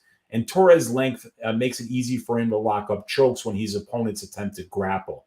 He's got three rear naked chokes on his resume, a guillotine choke, and a shoulder choke, and then another one that's just listed as submission because it was a very, very regional scene fight with no real news on it. So, yeah, he definitely knows how to finish fights with chokes when the fight goes to the ground. So, in summary, I see this fight as being 50-50. Torres is very front-loaded. He's always had problems making weight, and in this particular matchup, he's just as dangerous as his opponent on the feet. We just know more about Moda at this point. There's way more film on Moda. He's faced and beaten a much better level of competition thus far, and we have evidence that Nick carries his power and gas tank into the later rounds, while we have 0 footage of Manuel Torres fighting outside of the first round. Laying minus 190 on a guy like Torres, who we know so little about, who we have so little tape on, against the much more known and tested fighter in Mata, feels very foolish to me. I have 1.05 units on the under 1.5 rounds at minus 105 here. And I've also got a 1 unit money line bet on Nick Mata at plus 165. I'm picking Nick Mata to win this fight by second round knockout. You guys, I love this money line bet. I know what we've seen from Torres has been very impressive. But then ask yourself, what have we seen from him? Think about it, right? We got tape on him fighting some dude named Carlos Canada. That fight took less than a minute. We have tape of him beating Colton England on Dana White's Contender Series. He won that fight because he poked him in the eye and the ref refused to stop the fight. And then when he saw that his opponent was compromised, he finished him. And then he beat Frank Camacho, which is meaningless to me. I picked Torres as the ass shaving of the week that week because even though I wasn't confident in Torres, I had seen tape on Frank Camacho, and that tape was absolutely god-awful. The guy is not good at anything except for being punched in the face really hard. So that was an easy pick, but Nick Mata body bags. What's his name? That Torres just beat Frank Camacho. He probably kills him with that left hand of his. So to lay minus 190 on a guy that we've just got less film on, that he's faced the worst brand of competition, no way. Love the Nick Mata money line. Got it at plus 165. I think it still makes sense here around plus 155. So yeah, Nick Mata, second round knockout. That's going to be the pick. All right. Next fight, Pat Sabatini, minus 170, going up against Lucas Almeida at plus 145. The fight doesn't go to decision at minus 160 here. So let's get these stats up on the screen. Sabatini, Almeida, and let me get a sip here. All right. Pat Sabatini advantages. Project Pat, 6 more pro fights, 60 more minutes in the pro cage, 4 more fights at the UFC level, 37 more minutes in the UFC octagon. Pat's best quality as a fighter is his ability to use his grappling to win minutes and moments. Plain and simple. He has that rare combination of being a high-level college wrestler combined with being a Brazilian Jiu-Jitsu black belt. So not only can he get, can he chain together submissions and finish fights on the ground, but he actually has the ability to be able to get the fight to the ground, unlike a lot of BJJ black belts who have no wrestling and they got to either pull guard or try to take the back standing or do Imanari rolls or any kind of dumb shit like that. Pat doesn't have to take those non-traditional techniques in order to get the fight to the ground. He could do trips. He could do Greco takedowns. He could do freestyle takedowns. The guy can do it all. He's got 10 pro wins by submission, does Pat Sabatini. That's 59% of his pro wins. At the UFC level, Pat's spending 77% of his 48 minutes in the UFC octagon in control time positions, and he's winning over 78% of those control time positions. He's 12 out of 28 on his takedown attempts. That's 43%, well above average, averaging 3.75 takedowns per 15 minutes, 1.87 submission attempts per 15 minutes, and 0.31 reverses per 15 minutes. Pat can be taken down as he has only stopped 3 of the 7 takedowns he's faced, and he's given up almost 8 minutes of control time to his opponents. But Lucas isn't likely to wrestle in this spot, so I don't really see that being a problem for Pat. And Sabatini was the former CFFC champion. He was scheduled for 4 rounds several times in that promotion, so his conditioning is always held up as he went later into fights. And Lucas Almeida is going to be the bigger dude here. He's 3 inches taller. He's got a 1-inch reach advantage. Lucas is more durable. He's never been finished in his 15-fight pro career. In addition to that, Lucas is an opportunistic finisher himself. He's finished all 14 of his professional wins inside the distance. He's got 9 knockouts and 5 submissions. And Lucas is such a dangerous striker. He has crazy power on the feet, and he also has a solid chin on him. So if he's successful dragging his opponents into a stand-up war, he wins that battle more often than not by landing the bigger shots and absorbing the best of what his opponent dishes out. So this is a classic striker versus grappler matchup. While it's on the feet, Almeida will be the far more dangerous and powerful striker. Sabatini's chin is not held up well thus far in the UFC. And Almeida has the power to end this fight should he find Pat's chin. Pat is going to wrestle and try to get Lucas's back once he gets the fight to the ground. Either way, I think both of these guys are dangerous. I haven't seen much of Almeida's takedown defense on tape, but if it does hold up, he should win this fight pretty easily and probably get a finish. However, Pat has been excellent thus far, getting the fight into control time positions and dominating those positions. And I do think that's the most likely way that this fight plays out. The pick is going to be Pat Sabatini by decision, but I like the Lucas Almeida finish-only prop for this fight because Lucas's power combined with Pat's chin is a recipe for an Almeida knockout, plain and simple. And Pat, I think, is going to get to dominant positions here, but we've never seen Lucas Almeida finish in his pro career of 15 fights. So since he's never been submitted before, I'm going to say that he survives and just stays safe with Pat on top of him.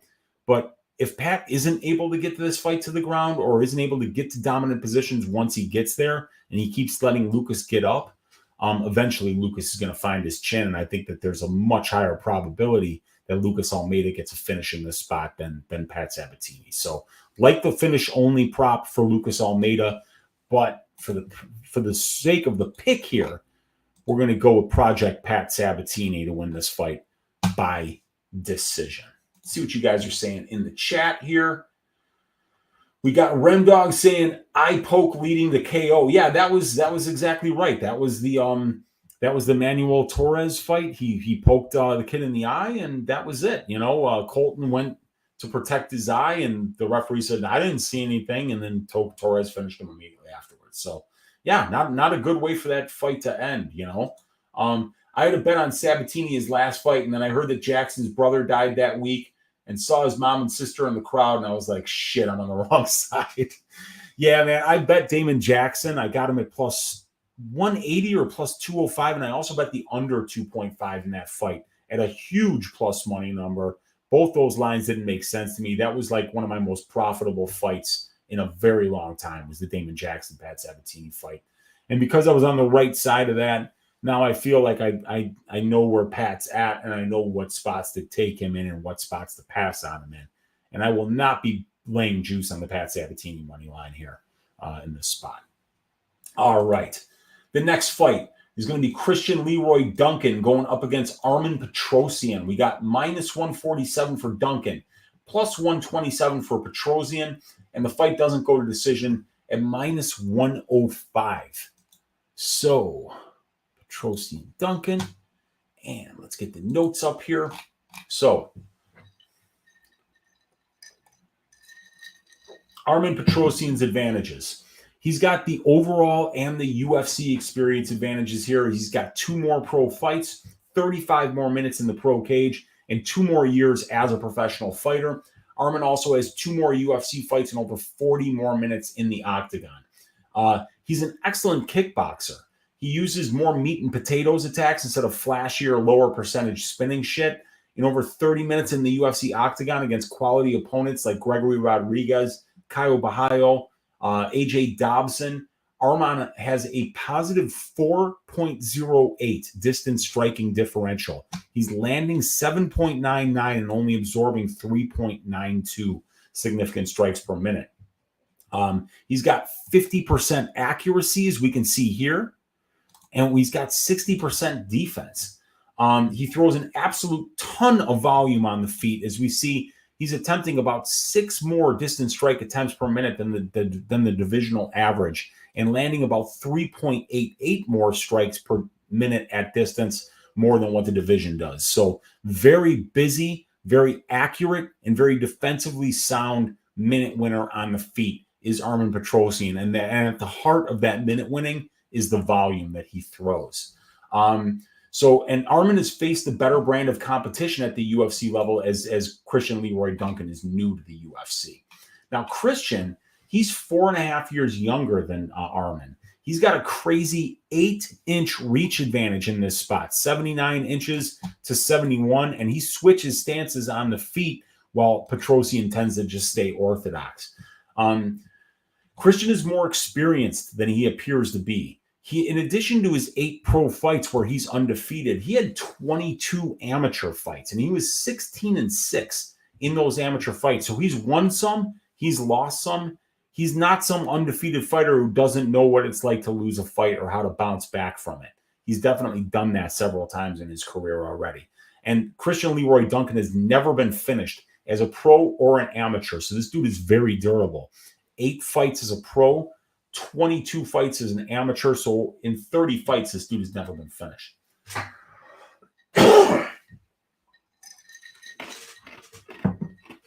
And Christian has nasty kickboxing. He's long, powerful, explosive, and innovative. Most of his opponents do anything to not kickbox with him. But in this case, he's fighting a guy who never wrestles. So it's going to be interesting to see who has the better stand-up. But it will be Duncan, who has an 8-inch reach advantage. Christian should be the better grappler. I've seen much more tape of him not only getting some takedowns and attempting submissions, but he's also shown a better ability to be able to use his wrestling and grappling in reverse and keep fights standing when his opponents are trying to get the fights to the ground. Like, for instance, we see Petrosian here showing 18% takedown defense. Duncan's takedown defense is a lot better than that, and his get-up game is a lot better, or at least as good as Petrosian, because Petrosian's got a very good get-up game, but his takedown defense is shit.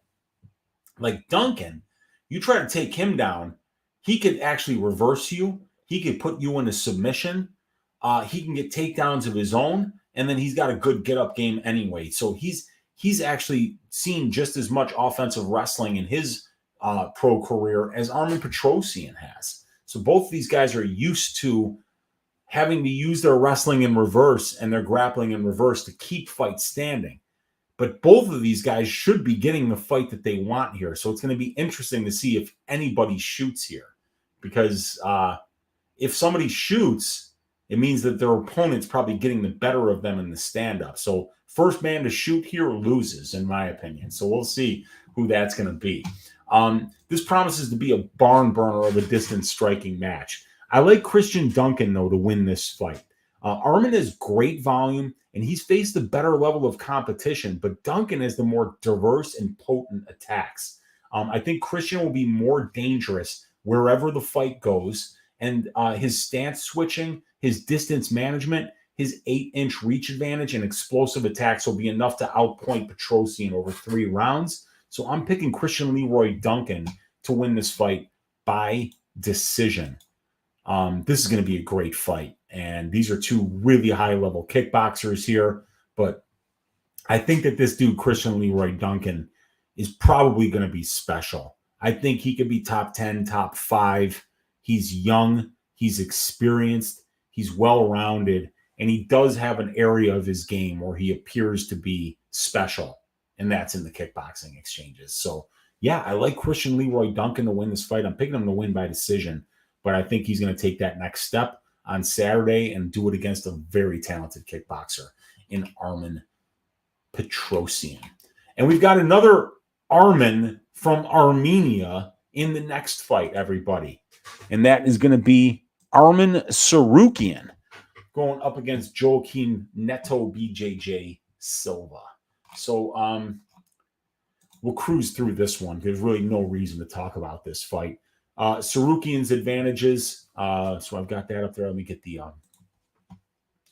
banner. Minus 1,000 for Armen Tsarukyan, juice to the tits.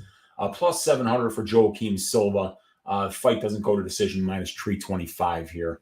So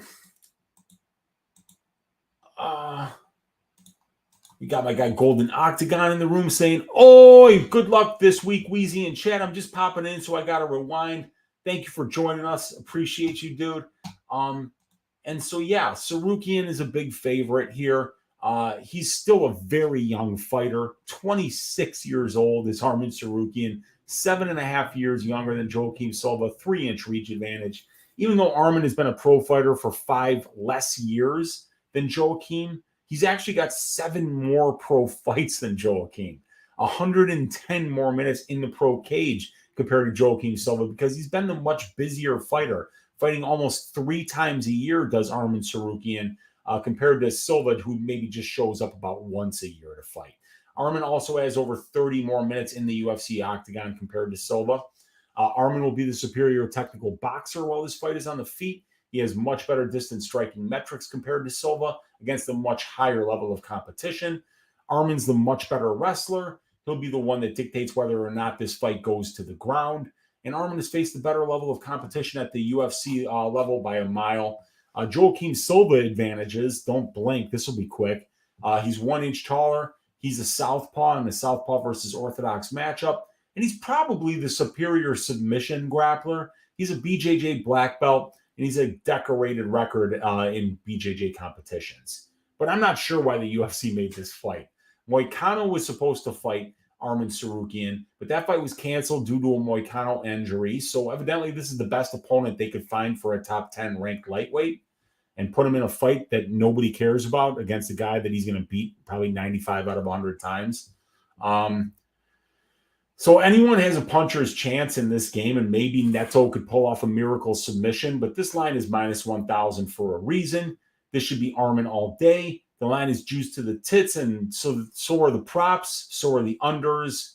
Arman by first round knockouts the pick, but there's no way I'm betting this fight. There's no value anywhere but on the Silva side, and I really can't get there. So, yeah, we're just going to pick Arman Tsarukyan, the hot take of the week. We'll call it first round knockout because Joaquim Silva is not very durable. But credit to Joaquim Silva for taking the fight. He could have just not picked up the phone like everybody else when they heard Arman Tsarukyan was looking for a fight. But this is where we're at right now. And that's the end of my notes. I only got to write up 13 of these 14 fights. But that brings up the main event. Marvin Vettori, the Italian Dream, minus 115, going up against Jared Cannonier at minus 105. And we got the fight doesn't go to decision at plus 125 for this fight. So, Vettori Cannonier. Vettori, 10 years younger. That is a very statistically significant number right there. But it is going to be Jared Cannonier who has the 3-inch reach advantage. Southpaw versus switch stance fighter. That favors the switch stance fighter because oftentimes they can fight in the southpaw stance when the southpaws are usually used to fighting orthodox fighters. So sometimes those switch stance fighters can either find the stance where their opponent is least comfortable or at least just put themselves into a stance where they're going to be able to put their best offense out there. Very similar in terms of career experience for these guys. Vettori, 4 more fights, about 70 more minutes in the cage, but it's Cannonier who's been a pro for about a year longer. So Marvin's been very busy fighting about 2.5 times a year, while for Jared, it's about twice a year. These guys have got similar UFC experience numbers, but Vettori with about 50 more minutes in the 40 more minutes in the UFC cage. Cannonier is the better finisher. It's Marvin Vettori who's more durable. While this is at distance striking range, I think it's going to be very close. You see a positive distance striking differential here for Vettori, a 1.08 to 1 ratio, 42% accuracy, good volume, good accuracy, good defense here at 61%. Never been knocked down in 14 UFC fights and 1,003 significant strikes or 836 significant strikes absorbed. Dude's never been knocked down. So extremely durable is Vettori. And it'll be Cannonier who has the bigger power on the feet. He lands good low leg kicks, and he's got good straight punches. He's accurate as well with a 46% distance striking accuracy. And his distance striking defense is just a tick better than Vettori's as well.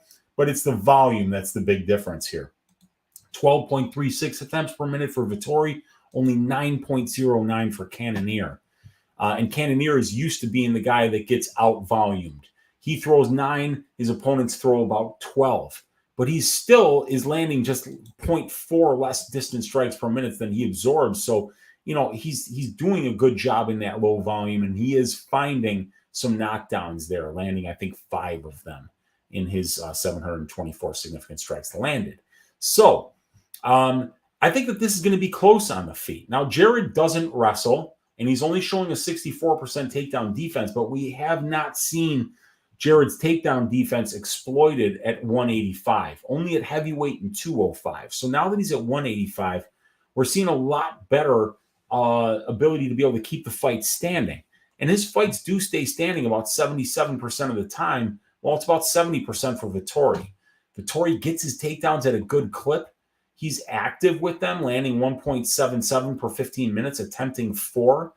And he's winning the control time positions, 23.67% to 6%. So he's winning about 80% of them, while Cannonier only wins about 25% of his control time positions. So in the grappling, we definitely see an opportunity here for Vettori. He's going to need to mix in that wrestling. He's going to need to have that great conditioning in order to be able to push that pace where he's not only striking and throwing more volume and being more active than Jared, but also mixing in those wrestling attempts, getting in that clinch, wearing on Jared, making him carry his weight, slowing Jared down as the fight goes on. I do see that possibility being there for Vettori, but at the end of the day, Vettori doesn't have awesome wrestling, the ability to be able to just blanket his opponents for 12 out of 15 minutes, unless it's a guy like Kevin Holland who has no takedown defense and no get-up game. Against guys who know that he's going to wrestle, Vettori struggles. I mean, frankly, he does well. He wins some minutes there, but let's keep in mind that it's only 3 out of 10 seconds of his fights that are taking place in these control time positions. So, I mean, I kind of see this fight as being kind of a coin flip here. I do like Vettori's strength of schedule. I think his wins are just as good as Jared Cannonier's. I like Cannonier's power. And if Cannonier can stop the takedowns, I frankly think this is going to be a coin flip of a decision. So what I did was I bet Jared Cannonier to win by decision at plus 300 because Marvin Vettori's never been finished. The money line is minus 110 apiece here. So if you're telling me that Cannonier is 51% implied to win the fight, 50% implied to win the fight, but you're giving me 25% implied on his decision prop, that's off. That doesn't make any sense because decision is like 90% of his win equity here. It's a very, very unlikely situation where we're going to see Jared Cannonier finish a durable guy like Marvin Vettori. So I do see this fight going to decision. I think the over 4.5 rounds at minus 150 is a solid bet. I think whoever you like in this fight to win, bet him to win by decision. But my favorite bet for this fight is the over 4.5 or the fight goes. I did sprinkle a half unit on Cannonier to win by decision because that line looked off, and it has moved. You can't get it at plus 300 anymore. It's now plus 250, but I think it should be closer to like plus 200, to be honest with you, because I think it's most of Jared Cannonier's win condition. And because I picked Cannonier to win and I'm betting him to win, I'm just going to say that he wins the decision here. But to me, I don't really have any confidence in who wins this fight, just that it's going to go to decision and that it's going to be a very close fight. I'll pick Cannonier to win by decision, and then we did it. 14 fights in an hour and 48 minutes. 64 of you guys still hanging out live here with your Uncle Weezy. Do me a favor. Hit that like button. Hit that subscribe button if you haven't already. Thank you for hanging out with us here. Thank you for watching, for supporting the channel. And if you want to support me more, please consider joining that Patreon.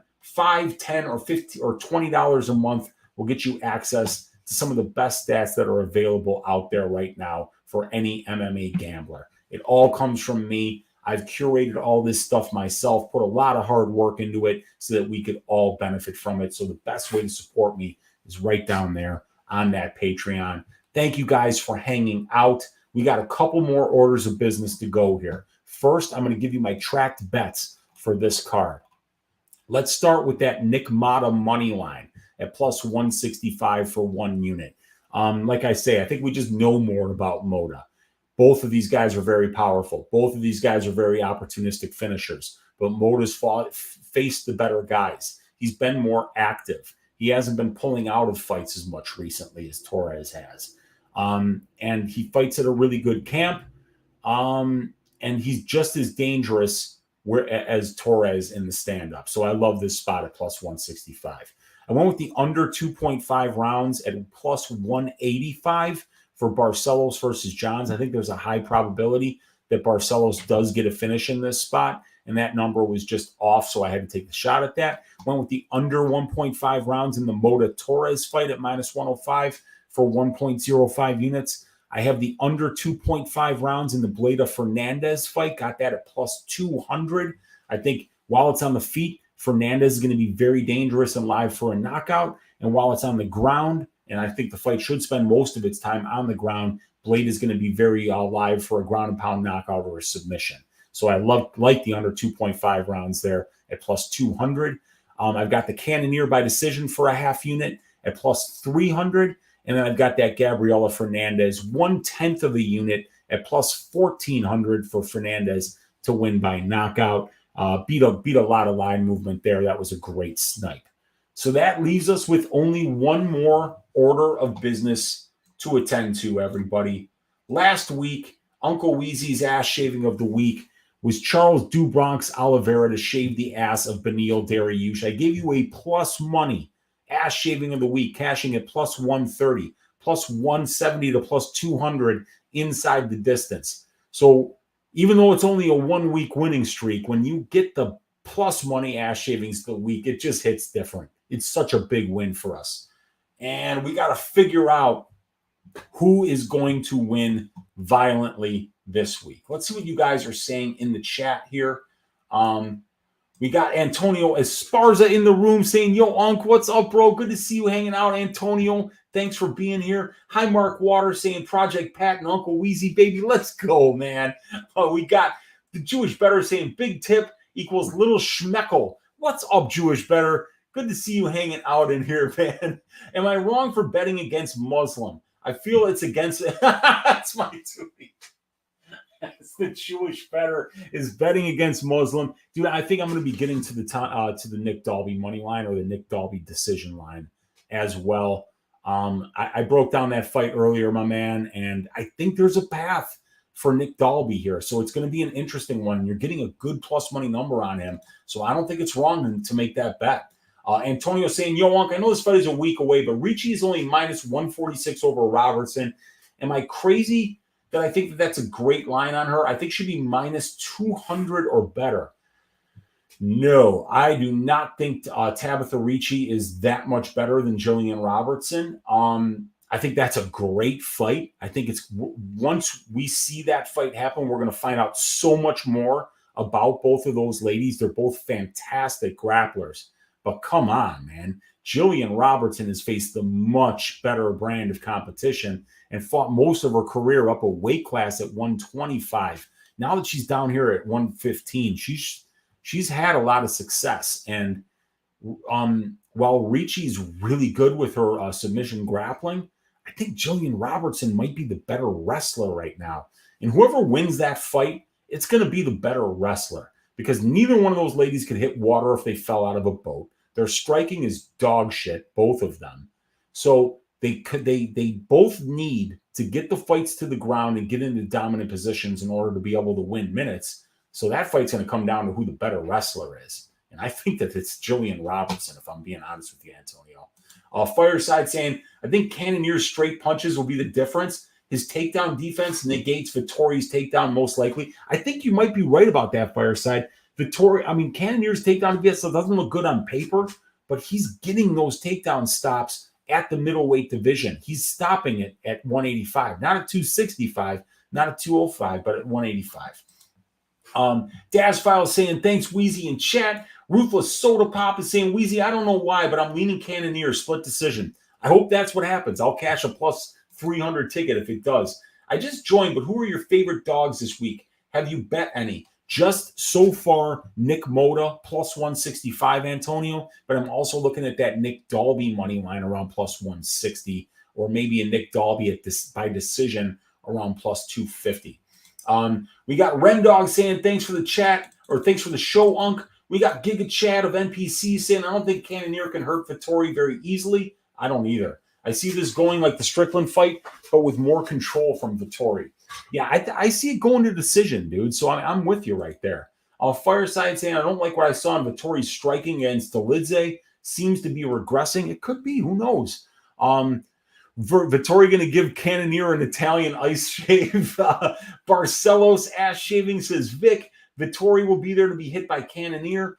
Well, that does bring up Uncle Weezy's ass shaving of the week. And I actually thought about going with Nick Moda over Manuel Torres as another plus money ass shaving, but that would be 3 plus money ass shavings of the week in a row. And I think that that's irresponsible of me. So I am going to go with my guy Vic, dude. Come on. Vic DeJesus called it. It's Ronnie Barcelos to shave the ass of Miles Johns. I think that this is nice recency bias here. You got a guy who they might just have to give the belt. I mean, like Umar Nurmagomedov might be champion without actually even needing to win a fight. Because I think that they're just going to call everybody in the division and say, do you want to fight Umar until they get to the champion? And whoever the champion is, he's going to say, nah, he can just have the fucking belt. I'm not fighting that dude. So Ronnie Barcelos losing to Umar Nurmagomedov does not signal the end for me, you guys. This is Miles Johns. This is 9 steps down the ladder. And I mean, like, yeah, of course Miles Johns has a puncher's chance.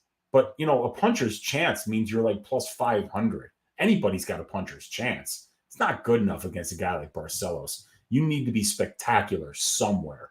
And Miles Johns is spectacular nowhere. He could land a big shot, but outside of that, this is going to be an ass shaving. And I think that Ronnie Barcelos finishes him in the second round. We did it, you guys. 60 of you guys still hanging out live here with your Uncle Weezy. Please hit that thumbs up on your way out, that subscribe on your way out. Please consider joining the Patreon. Antonio saying, what were my thoughts on the Curtis stoppage? My thoughts are that if you think that Chris Curtis was looking for a way out or that he quit, that you have no fucking clue what you're talking about.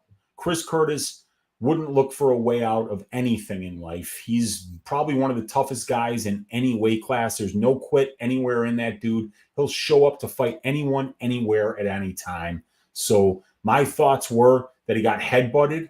He got a nasty fucking cut over his eye, a cut on the cornea of his eye, and then he wasn't able to continue. And if you think anything different, then let me headbutt you above your eye, scratch your cornea, and then I'll say, I'm going to give you 60 seconds, and then I'm coming at you when we're fucking fighting. We'll see what you say to that. So my thoughts on the Curtis stoppage is that it was absolutely warranted. It should have been a no contest. It was a nasty headbutt. It was Imavov's fault, and that Chris Curtis should not be punished or have his balls busted for supposedly quitting. He doesn't quit.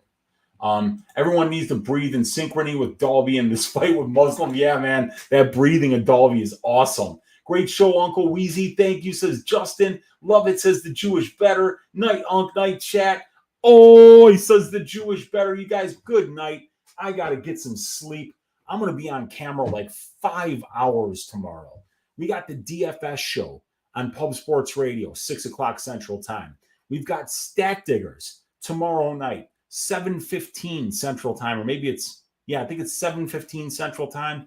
And then if I'm still awake and breathing, I'm going to try to do Ask Weezy at 10 o'clock Central Time at the usual time for you guys, so you can ask me any questions that you have about this card. But it's been a long day, you guys. I am going to sign off. Thank you all for watching. Thank you for supporting the channel. Thank you for hitting that thumbs up. Thank you for hitting the subscribe button. Thank you for watching. And thank you for joining the Patreon. Thank you to all the new Patreon members. You're really helping me out, be able to continue to do this and put out this free content on YouTube. Good night, everybody. Enjoy those fights, and let's stack cashed tickets like flapjacks for UFC Vegas 75. Good night, everybody.